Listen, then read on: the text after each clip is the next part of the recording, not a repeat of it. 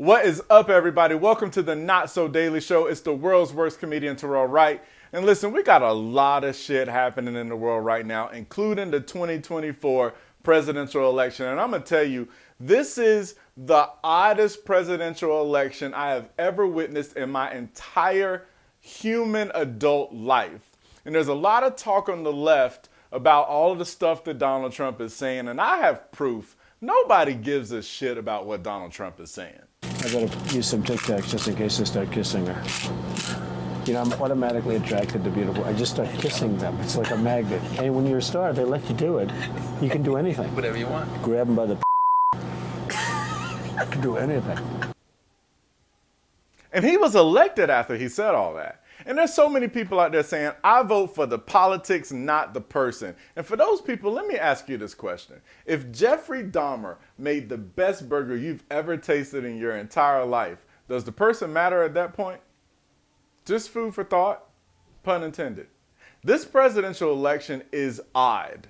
It's just so odd. On one side, we've got... This is Tic Tacs, right? But that's what happened. This is inflation. This is Tic Tac. This is Tic Tac.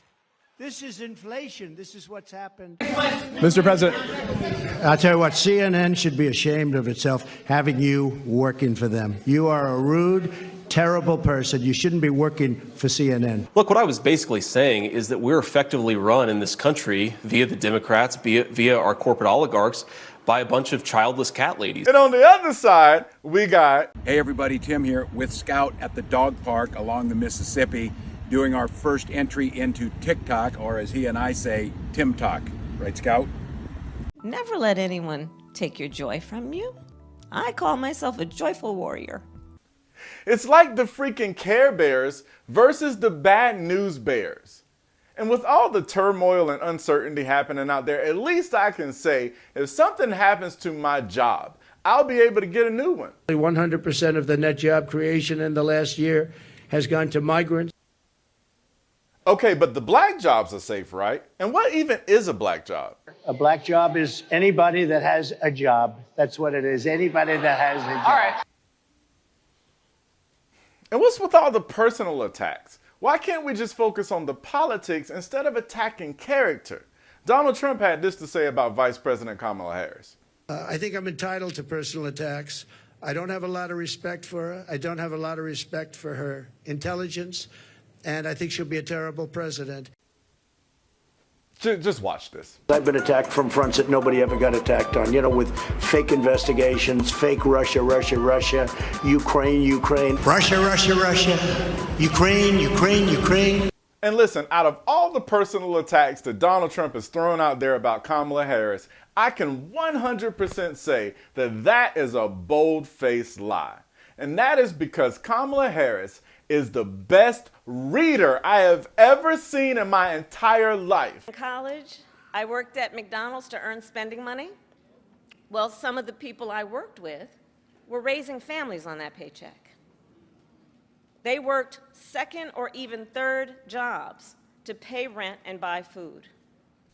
I swear, every single rally, this woman is glued to that teleprompter. Whose words are these? What do you think? You can go off on a tangent every once in a while. You got room. Trust me.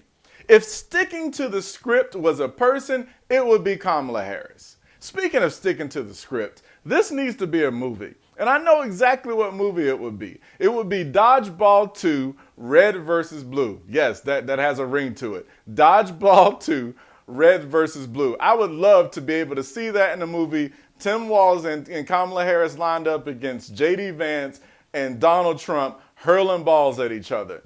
And Kamala Harris and Tim Walz would win at the end of the movie. And the way that they would win is they would pull out J.D. Vance's kryptonite.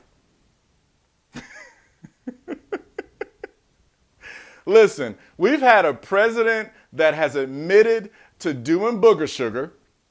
We have a presidential candidate who has been convicted of 34 felonies. But fucking a couch is where I draw the line. I'm sorry. I'm out.